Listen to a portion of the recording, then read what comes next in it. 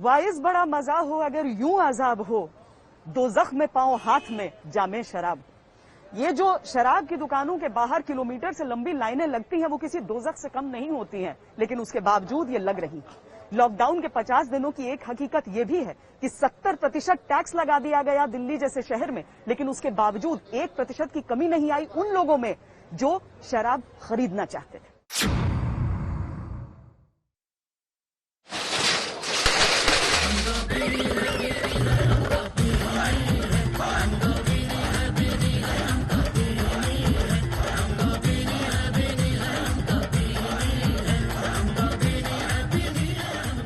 Lockdown के तीसरे चरण के पहले दिन से शराब की दुकानों को खुलने की छूट मिली तो जहां जहां दुकानें हैं वहां वहां शराब के दीवाने टूट पड़े। जल्दी से जल्दी अपने घरों को लौट जाए वरना आपके ऊपर लीगल एक्शन होगा। कोई सुबह 4 बजे से लाइन में लग गया, कोई रात से ही तैयार था, कोई लौट लौट के फिर से लाइन में लगा। कोरोना के खौफ पर पीने वालों के तर्क भारी पड़े।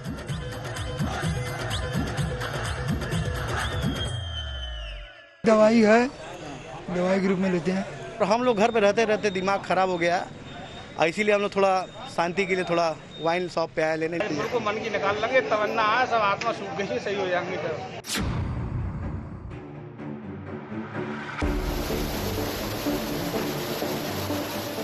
देखिए ये तस्वीर, ओलों की मार से छाते तक डगमगा रहे हैं, लेकिन मजाल है जो शराब पीने का संकल्प टस से मस हो जाए। अब दिल शराब के लिए डोले तो क्या करेगी बारिश और क्या करेंगे ओले। तस्वीर नैनीताल से आई जहां शराब की अद्भुत दीवानगी दिखी।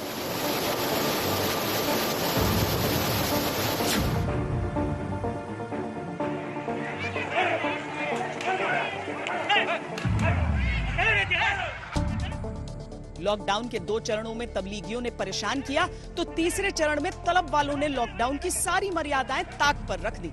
पुलिस लाठी चलाकर उन्हें लॉकडाउन और सोशल डिस्टेंसिंग का सबक फिर याद कराती रही। लेकिन दिल्ली से कोलकाता, यूपी से छत्तीसगढ़, हर जगह पुलिस और पब्लिक के बीच लाठी और शराब घूमती रही।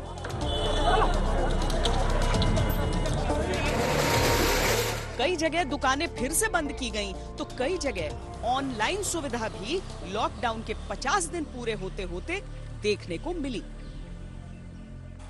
होम डिलीवरी जो स्टार्ट हुआ है लीकर का, ये बहुत अच्छा है बिकॉज हम जो लोग ओकेजनली ड्रिंक करते हैं उन लोगों के लिए तो बहुत ही अच्छी चीज़ है। ये स्टेप कहीं ना कहीं अच्छा है बिकॉज हम लोगों के लिए हम लोगों को लीकर भी मिल रहा है अपने घर पर और हम सोशल डिस्टेंसिंग भी मेंटेन कर पा रहे हैं।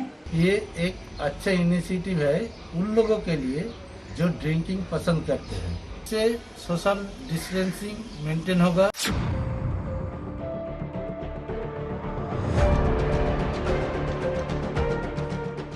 शराब जरूरी या मजबूरी, इस पर बहस है, लेकिन इसकी बिक्री से कमाई के आंकड़े सारी कहानी बयां कर देते हैं। शराब की बिक्री से देश में हर महीने करीब 15,000 करोड़ रुपए का राजस्व मिलता है। 2020-21 में राज्य सरकारों की तरफ से शराब से कुल राजस्व का लक्ष्य 1,75,000 करोड़ रुपए रखा गया है। शराब की दुकानें खुलते ही पहले दिन उत्तर प्रदेश को 300 करोड़ रुपए की कमाई हुई। महाराष्ट्र में 200 करोड़, राजस्थान में 59 करोड़, आंध्र प्रदेश में 40 करोड़ और छत्तीसगढ़ में 25 करोड़ रुपए की शराब बिकी। क्या करें, मजबूरी है। लोग पीने वाले पियेंगे, मानेंगे नहीं। ड्राइविंग करते हैं। हाँ जी। तो अभी पिछले 1.5 महीने में कुछ कमाई वमाई हो पाई है? कमाई वमाई भी नहीं हो पाई है, लेकिन अब जब हर चीज की आदत पड़ चुकी है, अब ये भी एक आदत है। तोबा लेने के लिए आया हूँ, 200 रुपये उधार लिए, पीने का दिल कर रहा है, बहुत दिन से पी नहीं है। अर्थव्यवस्था के पहिए तेजी से चलाने के लिए शराब उनमें ग्रीस का काम करती है। यही वजह है कि दिल्ली सरकार ने शराब के दामों में 70% की बढ़ोतरी कर दी। आंध्र प्रदेश ने 75% दाम बढ़ा दिए। उत्तर प्रदेश में 5 रुपए से 30 रुपए तक दाम बढ़ा दिए गए। पीने वालों को पीने का बहाना चाहिए, लेकिन जिन्हें पीना है उन्हें तो बस पीने का बहाना चाहिए। पीने वालों को पीने का बहाना चाहिए। गए बैठ गए खड़े खड़े 2 नंबर में वैसे हो रही थी, ये केजरीवाल जी ने खुद ब्लैक करवा दी 70% पे। कोई तुक ही नहीं बनता 70% तक। इतना टाइम से वेट कर रहे हैं, जैसा कि आप जानते हैं 40 दिन से तो ऊपर लॉकडाउन हो गया। तब भी इतना पब्लिक को सफर करना पड़ रहा है। We are also paying for it, we are not getting it for free. क्या कटौती करेंगे? जो पहले जितना क्वांटिटी लेनी थी, क्या उस क्वांटिटी को कम करेंगे इसको लेकर के जब टैक्स बढ़ा है तो? नहीं, मुझे ये नहीं लगता। 70% दाम बढ़ा हुआ है, कोई फर्क नहीं पड़ता। सर हमने गिफ्ट देना है किसी को। लॉकडाउन के 50 दिन से पहले ही कुछ गाड़ियां चली तो डीजल पेट्रोल की खपत और मांग भी बढ़ी। आर्थिक नुकसान की भरपाई के लिए दिल्ली सरकार ने पेट्रोल पर 1 रुपए 67 पैसे प्रति लीटर और डीजल पर 7 रुपए प्रति लीटर बढ़ा दिए। तमिलनाडु ने पेट्रोल पर 2 रुपए 50 पैसे प्रति लीटर और डीजल पर 3 रुपए 25 पैसे बढ़ा दिए। हरियाणा ने पेट्रोल पर 1 रुपया, डीजल पर 1 रुपए 10 पैसे प्रति लीटर की बढ़ोतरी की। पंजाब ने भी पेट्रोल डीजल के दामों में 2 रुपए प्रति लीटर की बढ़ोतरी कर दी।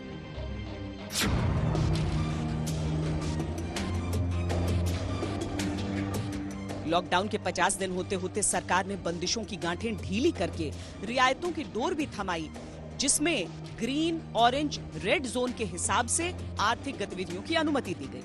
जिन जिलों में एक भी केस नहीं था, वहां जिंदगी सार्वजनिक ट्रांसपोर्ट के अलावा सामान्य कर दी गई। रेड जोन का इंतजार अभी कोरोना मुक्त होने तक कुछ ऐसे ही चलेगा।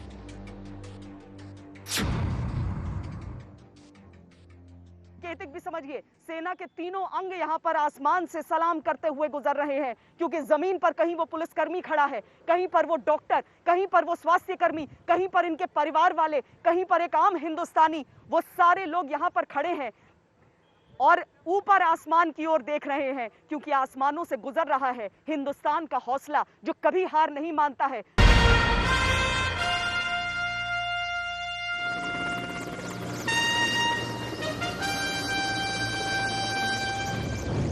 लॉकडाउन के दौरान जान की बाजी लगाने वाले कोरोना वॉरियर्स को सेना के तीनों अंगों ने अनूठे अंदाज में अपना सलाम भेजा।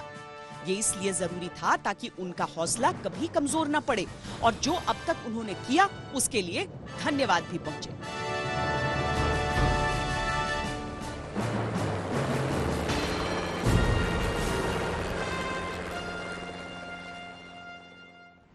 रुक रहे एक ब्रेक के लिए। ब्रेक के बाद आपको दिखाएंगे कि इन 50 दिनों के आंकड़े क्या कह रहे हैं। कौन से राज्य जो अभी तक नदारद थे, अचानक आंकड़ों की इस फहरिस्त में नजर आने लगे हैं।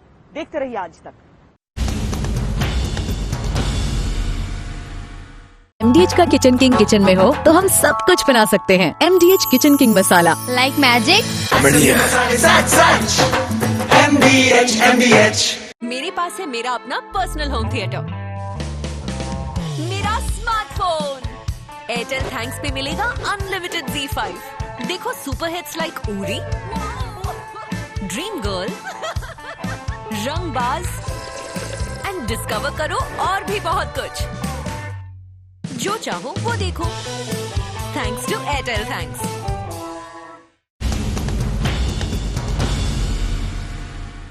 लॉकडाउन के 50 दिनों में अलग अलग तरह की सुविधाओं को बढ़ाना, अस्पतालों को तैयार करना, ये सारी चीजें हुई हैं, लेकिन इसके साथ ही आंकड़ों में जो परिवर्तन आया है वो क्या संकेत दे रहे हैं, ये भी एक बड़ा सवाल है। किस तरीके से वो राज्य जो अभी तक उस सूची में ही नहीं थे, वहां पर कोरोना संक्रमितों की संख्या बढ़ती जा रही है।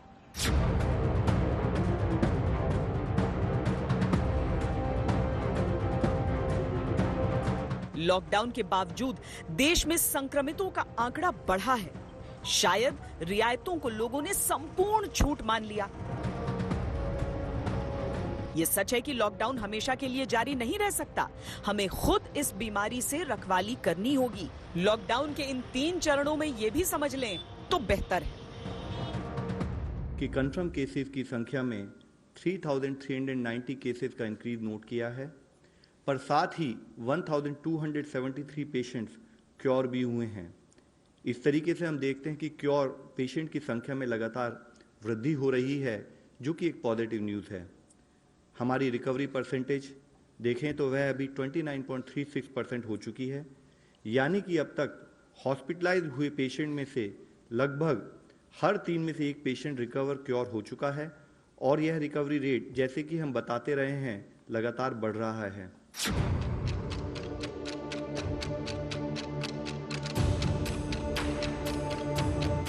लॉकडाउन के 50 दिन पूरे होने से पहले ही ये सवाल केंद्रीय राजनीति में सामने आ गए।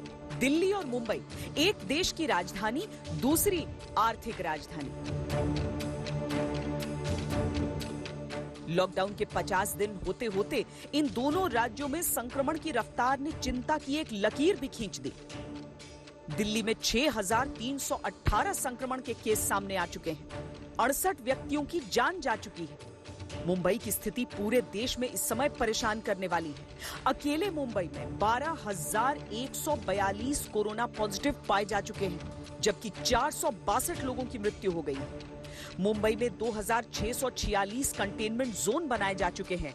अगर सिर्फ दिल्ली और मुंबई के ही आंकड़े जोड़ दें तो ये पूरे देश के कुल संक्रमण का 30.94% यानी लगभग 31% बैठता है।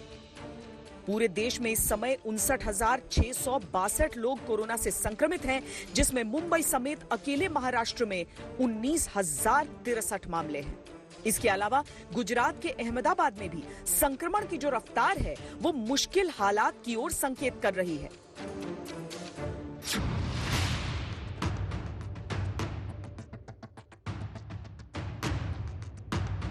गुजरात में संक्रमण इतनी तेजी से बढ़ा कि देश की उम्मीदों के हाथ पांव फूलने लगे। उसी तरह अब पश्चिम बंगाल देश की नई चिंता है। पश्चिम बंगाल में मौत की दर देश में इस समय बहुत अधिक है। उस पर मुश्किल ये कि बंगाल और केंद्र के बीच कोरोना की इस लड़ाई पर भी खींचतान है। ममता बनर्जी झूठ बोलती है, उसका पूरा प्रशासन झूठ बोलता है, चीफ सेक्रेटरी झूठ बोलता है। चीफ सेक्रेटरी के ऊपर ये तथ्य छिपाने के लिए उसके अगेंस्ट में मामला करना होगा हम लोग को। पश्चिम बंगाल में जो शासन तंत्र चल रहा है और जहां कोविड-19 का पूरा सिस्टम फेलियर हो चुका है, इस सिस्टम को के लिए आज उसको कार्य करना बाध्य हो गया।